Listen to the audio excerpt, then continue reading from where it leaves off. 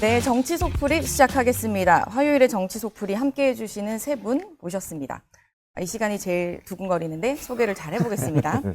여당의 공세를 다 막아내는 정치 방공망, 대통령 수비라인의 핵심 전력, 김지호 더불어민주당 대변인 오셨습니다. 반갑습니다. 안녕하십니까? 야당 아닙니까? 왜요? 여당이라고 들은 것 같아서. 그렇습니다. 야당의 공세를 막아내는 입니다. 네. 수려한 외모에 유려한 언변을 얹어 신사적 품격으로 평론의 미학을 완성한 국민의 대변인 정강재 동현정치연구소장님 오셨습니다. 반갑습니다. 한쪽에 치우치지 않는 균형 감각과 판을 먼저 읽는 해안으로 정치판에 새바람을 일으키고 있는 이기인 개혁신당 사무총장님 모셨습니다. 새바람 이기인입니다. 네, 새바람. 네, 오늘은 정강재 소장님부터 해주실까요? 추운데 바람 많이 불면 안 네. 돼요? 예, 아우, 많이 그렇죠. 날씨가 좀 조심하세요. 추웠어요. 김병기 전 원내대표 네. 어제 제명 조치를 받았잖아요. 네. 제가 지난주 이 시간에 노래 가사로 김병기 전 원내대표의 그쵸. 속마음 혹시 I'm so sorry 바람 네. 이거 했는데 오늘은 영화 박하사탕에 설경구 씨가 나 다시 돌아갈래 하는 거 있잖아요. 그 장면인가요? 네. 정말 돌아가고 싶을 것 같아요. 음. 정말 나는 새도 떨어뜨리다던 거대 여당의 원내대표 시절로 또는 정말 권력의 정점에 있었던 안기 부장 시절로 지금의 신세가 왜 이렇게 됐을까 스스로 좀 돌아보는 시간을 가졌어야 한다고 생각하거든요. 본인이 이 전직 보좌진들과의 이런 갈등 네. 그것이 이게 확전되기 시작한 것은 이른바 여의도 맞돌이라는 그 카톡방. 방에서. 텔레그램 네. 그거를 공개하면서 시작됐잖아요. 네. 그 이전으로 돌아가면 이미 전직을 마친 보좌진들의 밥줄을 끊어놓는 듯한 행보를 보이면서 시작됐는데 아마 그때는 이 결말이 본인에 대한 이런 그 새드 엔딩으로 끝날 거라고 생각하지 못했을 것 같습니다. 그러나 인생은 인과응보, 사필 규정의 정의가 구현된다고 보는데 김병기 전 원내대표 같은 경우에 보좌진들과의 관계 또는 숭실대 아들 취업 과정 뭐 이런 것들에 대한 것들 다 자신의 권력으로 덮을 수 있을 거라고 생각했는데 그렇지 않은 게 인생입니다. 나 돌아갈래라는 말로 해주셨는데 네. 이기인 총장님은 어제 김병기 의원이 윤리심판원에서 네. 실제로 징계 시효를 언급하면서 지났다라는 주장을 했다고 해요. 그러니까 탈당 권고를 받았는데 사실 반격 카드를 가져갔다 이런 해석이 나오고 있는데 그 속마음은 어떤 걸까요? 근데 뭐 이제 윤리위원회의 당원 당규라고 하는 것이 사실 코에 걸면 코걸이, 귀에 걸면 귀걸이라서 원래 징계 시효가 3년이라서 원래는 징계를 못 하는 것이 맞는데 당 윤리위원회와 당은 이제 품격을 훼손했다, 당의 어떤 명예를 실추시켰다라는 그 명목으로 징계를 한 것으로 보여지고요. 그리고 이제 한두 가지가 아니잖아요. 금품수수뿐만 아니라 보좌진에 대한 갑질, 그리고 뭐 대한항공으로부터 숙박권을 받은 의혹까지 13가지가 넘는다고 하는데, 이걸 그대로 두면, 어떤 당 내의 기강 내지는 앞으로 다가오는 지방선거에서 분명히 악영향을 끼친다고 생각을 했기 때문에 징계를 결정한 것 같습니다. 근데 곧바로 이제 우리 김병기 대표가 페이스북에 글을 올리면서 재심 청구하겠다. 네. 그리고 의혹이 사실이 될 수는 없다. 한 달만 기다려달라는 요청이 그렇게 어려웠나? 이토록 잔인한 이유가 뭔가? 입장을 아까 우리 또 올렸죠? 나 돌아갈래라고 영화를 하나 소개해줬는데 이 신하균 씨가 주연했었던 복수는 나의 것이라는 제목의 영화가 있어요. 아무래도 이제 복수를 꿈꾸고 있는 것 같아요. 어떻게 내가 원내대표까지 하면서 이재명 대표를 대통령으로 만드는 혁혁한 공을 세웠는데도 불구하고 어떻게 이렇게 함부로 잔인하게 내칠 수 있는가? 이제부터 나의 복수가 시작된다, 복수혈전한다 라는 어떤 예고가 아닐까라는 생각이 듭니다. 제가 아까 조금 전에 잘못 말해서 야당의 공세를 다 막아내는 이 공세를 어떻게 네, 한번 방공망 막아보십시오. 대변인님은 어떻게 보셨습니까? 일단은 당과 당 지도부의 입장은 지난 일요일에 네. 박수현 수석 대변인이 애들러서 자진 탈당을 이렇게 권유하는 듯한 그런 메시지를 냈기 때문에 어느 정도 지난 주말에 정리가 된 걸로 보이고요. 네. 월요일 날 사실은 어제 그 윤리심판원에서 또 밤늦게까지 마라톤 회의 끝에 제명 결정이 났습니다. 이제 당 관련해서 여러 가지 의사결정은 사실은 그게 고도의 정무적인 판단 정당으로 대부분 이루어지지 이게 정당이 또 사법부는 아니기 때문에 법적으로 뭐 또 제도적으로 이렇게 시기는 있지만 정당으로서 지금 가장 중요한 지방선거를 앞두고 있고 네. 또 지금이 공천 시즌이 이제 시작됐습니다. 민주당에서는 그런 후보들의 검증 서류를 받아서 지금 접수를 받고 있는데 김경시의원 공천 헌금 관련 그런 문제들은 사실은 정당에 있어서는 굉장히 치명적인 그런 문제 제기이기 때문에 네. 당도 굉장히 곤혹스럽고 그럼에도 불구하고 이제 워낙 직전까지 불과 몇 주 전까지 민주당의 원내대표로 활동하신 그렇죠. 분이기 때문에 그동안 이제 예우 차원에서 조금 시간을 가지고 여론과 김병기 전 원내대표의 어떤 뜻을 기다렸던 것 같은데요. 지금 윤리심판원의 어떤 심판 결과가 나왔기 때문에 네. 이제는 진행이 더 빨리 되지 않을까 그런 생각 가지고 있습니다. 과거에 네. 그 멜로 영화에 보면 아, 네, 또 영화 세 번째 영화. 네. 사랑하니까 떠나는 그 남성 또는 여성의 이야기가 담겨 있는 네. 영화들이 많아요. 근데 김병기 전 원내대표 같은 경우에 본인이 그토록 사랑하는 민주당이라는 건 아닙니까?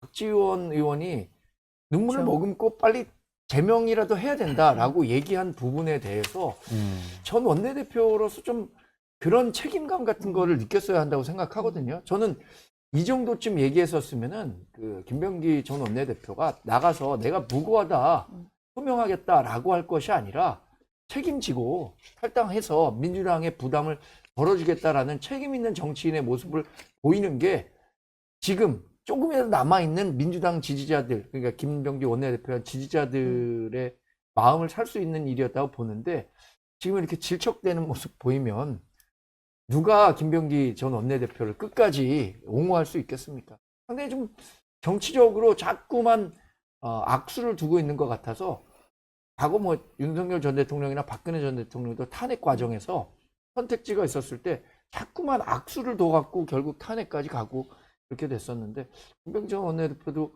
그 본인이 둔 악수의 최종 결과는 제명 아닐까. 더 나아가서 이제 정치를 다시 하기 어렵다고 봐야겠죠. 본인이 결단을 하지 않는 이상은 뭐 대변인이 말한 대로 이제 절차가 진행이 될 텐데 의원총회에서 이제 제명을 하려면 의원들의 뭐 동의도 있어야 되는 것 같고 아니면 당 대표의 비상징계 권한까지 거론이 되는 것 같은데 그런 쪽으로 흘러갈 수도 있을까요? 오늘 아마도 이제 내일 네. 최고위가 있고 있죠. 15일 날 의총이 있을 것 같은데 좀 지켜봐야 될 것 같아요. 또 본인이 어떤 계속 의견을 내고 있고 이것에 대해서 소명할 기회를 지금 달라고 하는 상황이기 네. 때문에 당 지도부가 어떤 결정을 금방 내기는 좀 쉽지가 않고 또 의원들의 이해도 구해야 되고 본인이 좀 정리할 시간도 필요하기 때문에 시간이 필요하지 않을까 그렇게 생각합니다. 아무래도 지금 논란이 워낙 네. 크다 보니까 의원총회를 열었을 때 2분의 1 이상의 동의가 있어야 되는데 그 동의는 좀 무리 없이 받을 수 있을 것 같아요. 또 그리고 한편으로는 뭐 비상징계까지 예측이 됐지만 윤리심판원의 판단이 없었다면 비상징계가 이루어졌겠지만 윤리심판원의 제명 결정이 있기 네. 때문에 비상징계는 안 이루어질 것 같고 이것과 별개로 어저께 재심 청구하면서 한 달만 기다려달라는 요청을 네, 했다라는 거잖아요. 맞아요. 저는 이 말이 되게 좀 달? 이상했어요. 보통은 이제 징계를 받으면 수사 결과를 좀 보고 판단해달라라는 뭐 보통의 항변 내지는 이의 제기를 할 텐데 네. 꼭 굳이 기간을 한 달이라고 특정할 수 있었던 이유는 본인이 이 모든 의혹에 대해서 경찰 내지는 수사기관에 무혐의를 받을 수 있다는 자신감을 보인 것 같아요. 그 무혐의의 자신감이라는 게 본인이 무고하다거나 결백해서가 아니라 뭐 아내의 업무 추진비 사건도 사실 경찰이 뭉갰다는 것 아닙니까? 그리고 국민의힘 내부에 경찰 출신의 의원들에게 뭐 사건 청탁을 했다라는 보도까지 있는데 그런 방식으로 뭔가 자신의 사건을 무마하려는 그런 자신감의 어떤 발로가 이런 식으로 나왔던 것 같은데 그런 가능성마저도 윤리심판원에서 싹 제거한 것으로 좀 보여집니다. 실제로 근데 제명 절차가 이뤄지고 난 다음엔 정말 김병기 의원에게는 정치적으로는 조금 더 안 좋은 상황이 되는 거 아닌가요? 개인이 결단을 내리는 것보다.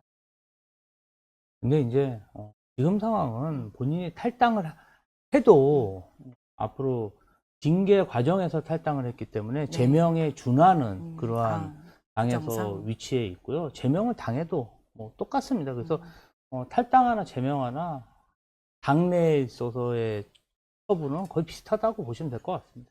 근데 그럼 민주당에 왜 그렇게 집착하느냐, 나가지 못하겠느냐라고 생각해 본다면 뭐 한두 가지 원인이 있을 것 같은데 한 달간의 기간 동안 이거 다 정리할 수 있다라고 그렇죠. 얘기하는 한 것은 달이라고 이제 이야기를 했어요. 정치적으로 이걸 본인이 갖고 있는 권력을 이용해서 경찰이든 어떤 식으로든 이걸 무마시킬 수 있는 권력이 민주당 내에 있을 때는 충분히 확보할 수 있을 것 같지만 이게 민주당 밖으로 갔었을 때, 그러니까 민주당이 큰 우산 밖으로 갔었을 때 본인이 갖고 있는 권력의 크기는 줄어들 수밖에 없거든요. 그럼 경찰이 말 듣겠습니까? 뭐 검찰이 말 듣겠습니까? 아니면 뭐 김경 시의원이든 자기가 말을 맞춰야 하는 사람들이 말을 듣겠습니까? 그런 두려움 때문에 민주당에서 나가는 것에 대해서 극도로 두려워하는 것 아닌가? 이런 생각도 합니다. 네, 저는 경찰 수사도 하나 여쭤보고 싶은데 실제로 지금 김경시 의원이나 강선우 의원에 대해서 압수수색한 물품에 대해서 좀 허술하다, 너무 늦은 거 아니냐라는 이런 얘기가 나오고 있는데요. 이 부분은 어떻게 늦은 생각하세요? 수준이 아니라요. 이 정도면 그냥 대놓고 봐주고 있는 거다라고 저는 보여져요. 그리고 고발된 지 이틀 뒤에 사건 배당한 것도 그렇고 그 찰나에 사실 그냥 그러니까 출국을 해버린 건데 그 출국한 상태에서도 텔레그램을 2번이나 뭐 가입하고 탈퇴하는 걸 우리가 확인할 수 있었고 텔레그램뿐만 아니라 카카오톡도 뭐 새 친구 목록에 떴다라는 것 아닙니까? 그걸 좀 미루어 짐작을 해보면 핸드폰을 교체했다라는 걸 우리가 알 수 있는 거고, 그리고 그러니까 사건 발생 2달 전에 실유의 사무실의 컴퓨터를 포맷한다거나 개인의 컴퓨터의 하드를 포맷한다라는 것은 명확한 증거인멸이거든요. 우리가 특검을 통해서 뭐 통일교 사건도 우리가 뭐 거쳐봤지만 압수수색 되게 빠르게 이루어졌습니다. 그럼에도 불구하고 이렇게 김경과 강선우 의원에 대한 압수수색이 아주 뒤늦게 이루어졌다라고 하는 것은 지금 경찰이 검찰청이 폐지된 상황에서 뭐 들어놓을 자리를 보고 누웠다, 아니면 내지는 권력의 눈치를 보고 있다라고밖에 볼 수가 없는 거고, 그래서 아마 정치권에서 특검이라는 그 대안적인 방법들이 파생되어서 나오고 있는 것이 아닌가라는 생각이 듭니다. 경찰 수사는 어떻게 보십니까? 일단은 뭐 일반적인 고발 사건 같은 경우는 좀 배당도 그렇게 빠르지도 않고 뭐 압수수색이 이렇게 전격적으로 이루어지지는 않는데 이 사항이 워낙 국민들의 관심이 많고 언론의 관심도 많고 또 절대로 정당에서 있어서는 안 될 그런 종류의 그런 아주 안 좋은 사례잖아요. 그러다 보니까 그리고 김경 시의원이 그렇게 굉장히 지탄을 받고 있고 수사를 받아야 되는 상황에서 해외로 이렇게 출국한 것에 대해서 많은 국민과 언론인들이 좀 분노하고 계신 것 같더라고요. 지금 상황이 어떤 때인데 또 CES에 가서 사진을 찍고 그런 모습을 보이냐, 도피하려는 거 아니냐, 증거를 은폐하려고 아니냐. 그래서 이제 굉장히 화가 나셔가지고 얘기를 하시는 것 같습니다. 물론 이제 아쉬운 점은 있지만 그래도 압수수색도 하고 경찰에서도 굉장히 열심히 지금 수사를 하고 있기 때문에 그 진위가 밝혀지지 않을까 그렇게 생각됩니다. 알겠습니다. 이제 김지호 대변인이 준비한 두 번째 국민의힘 소식으로. 네, 저는 개혁신당과의 합당까지 언급한 국민의힘 장동혁 대표의 속이 궁금합니다. 장동혁 국민의힘 대표가 이준석 개혁신당 대표 회동을 앞두고 합당이 가장 강력한 수단일 수도 있고 강하거나 느슨한 선거연대도 있을 수 있다. 그렇죠. 약간 이렇게- 원론적이긴 한데 예. 합당도 이야기를 했더라고요, 인터뷰에서. 근데 사실은 개혁신당 이준석 대표는 국민의힘과 선거연대는 물론이거나 합당도 전혀 생각이 없다. 이렇게 계속 천명을 해왔는데 국민의힘에서 갑자기 또 한동훈 전 대표는 징계를 하고, 징계 분위기로 가고, 윤리위 절차가 예, 가고. 그런데 또 개혁신당에는 이렇게 러브콜을 보내고, 이게 말하는, 장동혁 대표의 새로운 그런 회신? 어떤 지방선거에 이길 수 있는 보관인지, 저는 그게 굉장히 궁금한데, 여기 이제 이기인 사무총장이 계시니까, 아니, 사실은 이런 얘기가 나온 거는, 특검 관련해가지고 국민의힘과 연대하겠다. 먼저 개혁신당이 여지를 주니까 국민의힘이 크게 한번 받은 거 아닙니까? 저희는 자꾸 연대를 얘기하는데 음. 저쪽에서는 연대를 연애라고 읽는 것 같아요. 난독증이 있는 것 같습니다. 저희는 연대가 없다라는 것을 분명히 말씀을 드렸고 정책적 연대 네. 그리고 뭐 민주당과 관련된 어떤 김병기, 강선우 의원의 금품수수 그 특검과 관련해서는 연대할 수 있겠습니다만 그걸 확장해서 선거 연대는 없다라고 분명히 선을 긋고 있거든요. 그리고 이번뿐만 아니라 지난 대선과 총선 때도 마찬가지로 절대 연대할 수 없다. 사실 개혁신당의 태생 자체가 이 국민의힘의 내재적 한계를 극복하기 위해서 만든 정당인데 우리가 극복하겠다라고 하는 그 대상과 연대를 할 수 있겠느냐, 합당을 할 수 있겠느냐라고 좀 일관되게 말씀드려오고 있는데 아마 장동혁 대표는 너무 이 당의 위치가 서 있는 위치가 오른쪽으로만 가다 보니까 이 외연 확장의 카드로 개혁신당을 톡톡 건드려보는 그 방법을 쓰고 있는 것 같아요. 근데 그게 썩 좋은 효과를 거둘 것 같지는 않거든요. 이게 뭔가 개혁신당을 한 번 더 언급한다고 국민의힘의 어떤 지지층이 확장이 되거나 그런 게 아니라 국민의힘이 스스로 서고 있는 자리를 좀 중간으로 옮기는 게 가장 중요하고 효과적인 건데 그런 부분들은 조금 착각하고 있는 것 같다는 생각이 듭니다. 그럼에도 불구하고 오늘 이제 약 35분 전에 네, 좀 전에 만났어요. 악수도 하더라고요. 아까 네, 영상 장동혁 보니까. 대표와 이준석 대표가 만나가지고 이제 뭐 통일교 특검 그리고 강선우, 김병기 의원 금품수수 민주당 문제 그리고 또 나아가서 그 대장동의 범죄수익 환수까지 종합적으로 좀 우리가 처리를 하자라고 공조를 요청한 바 있습니다. 그리고 상징적인 장면인데 네, 그 뒤에 백드롭에 그렇네요. 차이를 넘어 민주주의라고 민주주의를 쓰는군요. 지킨다라는 백드롭을 이제 새로 만들어서 보여주셨잖아요. 그 문구를 이준석 대표가 제안했다고 해요. 장동혁 대표가 저걸 받은 거고요. 그리고 장동혁 대표는 이준석 대표가 국민의힘 대표로 있었을 때 공천을 받아가지고 당선된 분이시기도 하고 또 저 장소가 228호거든요. 이준석 그렇죠. 대표가 대표로 있었을 때 쫓겨났었던 그 장소이기도 합니다. 아주 상징적인 장면인 것 같아요. 그런 소소한 차이와 정치적인 어떤 환경을 넘어서 우리는 진짜 국민들을 위해서 일을 해야 된다는 그 취지로 저렇게 만나가지고 정책적 공조를 하는 것은 좀 분명히 평가받을 일이라고 생각을 합니다. 차이를 넘어 민주주의를 지킨다라는 백드롭이 인상적이었습니다. 네. 그런 좋은 뜻이 있다면 국민의힘과 개혁신당은 연대하는 게 맞죠. 민주주의를 지킨다는 것 있잖아요. 지금 중앙 행정 권력, 입법 네. 권력을 민주당이 독점하고 있습니다. 지방 권력까지 갖게 되면 사실상 사법권을 제한 모든 권력을 민주당이 독점하게 되고 이 독점한 권력을 바탕으로 사법부 압박하고 있는 거 봤잖아요. 그러니까 적어도 이제 당면한 지방 권력을 민주당이 독점하지 못하도록 민주당과 개혁신당은 연대해야 하고 승리해야 하는 역사적인 책무가 있다고 봅니다. 지금 장동혁 대표가 연대와 합당까지 얘기한 것은 이번 지방선거에 대한 절박함, 네. 이번 지방선거가 잘못 치러졌을 때에 대한 책임론, 이것은 이준석 개혁신당 대표보다는 장동혁 국민의힘 대표가 더 크게 느낄 것 같아요. 정치적 책임도 크게 질 수밖에 없다고 생각합니다. 어차피 개혁신당은 지금 소수 정당이고 지금 지방선거의 구도를 놓고 봤을 때 완벽한 소선거구제란 말이에요. 그러면 개혁신당이 광역단체장을 당선시키기 어렵다라고 볼 겁니다.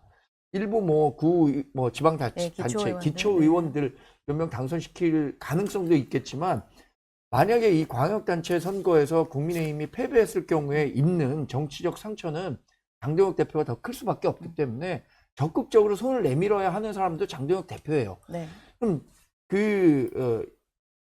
연대의 그 결정적인 키를 가진 사람은 여전히 이준석 대표가 될 텐데 지난 대선 그러니까 데자뷰예요. 네. 지난 대선에도 이준석 대표는 뭐라고 했냐면 윤석열 전 대통령과의 관계 개엄에 대한 반성 네. 이런 거 없이는 후보 단일화 할 수 없다 그랬어요. 또 하나는 현실적으로 당시에 김문수 후보랑 단일화해서 이재명 후보 이길 수 있었다라는 판단이 들었으면 적극적으로 단일화에 응했을지도 모릅니다. 그런데 지금도 같은 상황이 벌어지고 있어서 이준석 대표가 과연 적극적으로 연대에 나설지 이 부분은 저도 좀 약간은 비관적으로 봐요. 지난번과 같다면 결국 키는 장동혁 대표가 쥐고 있는 걸 수도 있을 텐데. 장동혁 대표가 이준석 대표가 활동할 수 있는 공간을 열어줘야죠. 그 활동할 수 있는 공간을 열어주는 게 이준석 대표가 왜 국민의힘 나왔습니까? 윤석열 전 대통령 때문에 나간 거 아니에요? 윤석열 전 대통령과 절연을 넘어서 정말 정치적 퇴출 전원까지 이루어지지 않을 경우에 이준석 대표가 쉽게 그 연대 카드를 받을 수 없을 것 같거든요, 저는. 장동혁 대표의 행보가 뭔가 바뀌거나 또는 이제 저 함께 공조하는 것들이 좀 진전이 있고 그러면 좀 더 선거연대로 갈 수도 있는 가능성도 있나요? 근데 그런 가정이 사실 의미가 없는 그렇죠. 게 가정이 있긴 그럴 합니다. 가능성이 없어서 이 장동혁 대표뿐만 아니라 지금 당내 구성원, 지도부의 구성원이라고 하는 걸 몇 면을 살펴보면 사실 오른쪽으로 가도 너무 같잖아요. 국민의힘 대표 이준석 대표가 있었을 때 저런 주장이 나오면 아주 이상한 주장이다라고 손가락질 받았었던 그러한 의견들이 이제는 주류가 되어가지고 국민의힘이 운영되고 있는 상황이라서 그런 가정은 의미가 없고 지금 보면은 개전의 정은 안 보인다. 다만 그런 차이 하나 때문에 뭐 정책적 공조를 안 할 것은 아니다. 이 대여투쟁이라고 하는 큰 거국적인 취지의 아래에서 야당들이 함께 모여가지고 특검 같은 것들은 연대할 건 연대하되 정치적 이런 것들은 정확하게 남겨두는 뭐 그런 스탠스인 것 같습니다. 결국은 네. 국민의힘 자체적으로 뭔가 좀 구심력을 가지고 통합한 이후에 다른 당내를 먼저 통합하고 그럼요. 당 내부터 통합을 해야지 뭐 외부 세력을 받는다고 해서 당에서 잘 안 되던 일이 그냥 저절로 해결되는 건 아니잖아요. 그러면 구심병을 만들어서 통합을 해야 되는데 당내에도 지금 굉장히 분열상이 심하고 정치 결사체 동지로서 서로 간에 하지 못할 말들을 매일매일 지금 쏟아내고 있는 상황입니다. 그런 상황에서 남의 떡이 커 보인다고 이 당에서 당대표까지 했던 사람이 떨어져 나가서 만든 당이잖아요. 근데 거기서 지금 한도권 정책 연대를 한다고 해서 그게 선거 연대로까지 그렇게 신뢰를 가지고 갈 수 있느냐. 그리고 그 정도의 어떤 국민의힘이 장동혁 대표가 리더십을 가지고 그리고 양보할 수 있는 그런 지휘력이 있냐? 당내에서 그게 안 보이잖아요. 당내에서 중진 의원들도 장동혁 대표한테 굉장히 반발하고 왜 윤석열과 단절하지 못하냐. 그리고 당명 개정 관련해가지고 비싸게 돈 들여서 명칭만 바꾸면 뭐하냐. 그 나물에 그 밥인데 그런 이야기들을 친한계 인사들한테만 듣는 게 아니라 이제는 영남 중진들한테까지 듣고 있어요. 네. 그래서 지금의 어떤 장동혁 대표가 개혁신당과 이렇게 손을 맞자는 모습은 일시적인 퍼포먼스 한 2주 전에 필리버스터로 한 네. 일주일 정도 그런 비난을 피했죠. 장동혁 대표. 예, 그러니까 장동혁 대표는 지금 되게 임시 반평적 그런 정치 활동을 하고 있다. 근본적인 문제는 하나도 손을 못 대고 있는 게 아닌가 이런 생각이 듭니다. 아, 오랜만에 네. 상당히 공감할 수 있는 얘기를 네, 공감하셨어요? 김지훈 대변인 네. 해주셨네요. 좀 힘이 없어가지고 걱정했는데 오늘 살짝 아주 목소리가 공감이 좀 되는 낮으시긴 말씀을. 했는데. 그러니까 안 좋은 일 있으신 거 아니시죠? 아닙니다. 아니, 당명 개정 이야기도 하셨는데 실제로 당내에서는 당명 개정에 대한 여론이 어떻습니까? 아니 근데 우리 당원들 전당원 투표를 했잖아요. 네. 투표율이 뭐 25%밖에 안 되고 그렇다고 하더라도 일단 전당원 그 투표라는 절차를 거쳤기 때문에 당명 변경은 기정사실로 봐야죠. 뭐 일부 뭐 반대하는 분들도 있어요. 사실 저도 그 당명 변경 여론조사 관련해서는 뭐 반대했습니다. 왜냐하면 국민의힘이라는 이름에는 죄가 없잖아요. 사실 당명엔 국민의힘이 죄가 없다. 어떻게 네. 그 정치를 국민들에게 했었느냐 이런 것들에 대한 평가를 받고 있는 거지 국민의힘이라는 이름이 평가받고 있는 건 아니라고 보기 때문에 네. 그럼에도 불구하고 뭐래도 한번 해보자 이걸 심기일전의 기회로 삼아보자 라고 하는 측면에 대해서는 공감하는 분들도 좀 계신 것 같아요. 네, 이제 당명 공모가 시작됐는데 이기인 총장님이 당명에 대해서 조언을 한마디 해주시는 걸로 오늘 속풀이를 마무리해 보려고 합니다. 그러니까 뭐 대안을 제가 드릴 수는 없는데, 아, 그쵸. 그러니까 음식이 맛이 없어서 손님들의 발이 끊겼는데 주방장을 바꿀 생각은 안 하고 간판만 바꾼다고 맛집이 되는 것은 아니잖아요. 국민의힘이 좀 제언을 드리자면 당명소를 찾을 게 아니라 더 효과적인 쇄신안을 고민해야 될 때다라고. 알겠습니다. 다들 이렇게 얘기하세요. 간판만 바꾸면 안 되고 주방장이 바뀌어야 된다. 어쨌든 근데 간판을 바꾸기로 해가지고 재료도 그 간판에 대한 아이디어를 여쭤본 거긴 한데요. 재료도 고인물 말고 좀 싱싱한 재료로 그때그때 좀 사서 썼으면 네. 좋겠어요. 레시피도 좀 바꿨으면 여러 가지 좋겠습니다. 조언이 나왔는데 정 대표가 들으시길 바랍니다. 네. 알겠습니다. 정치 속풀이 오늘 여기까지 하겠습니다. 감사합니다. 고맙습니다. 감사합니다.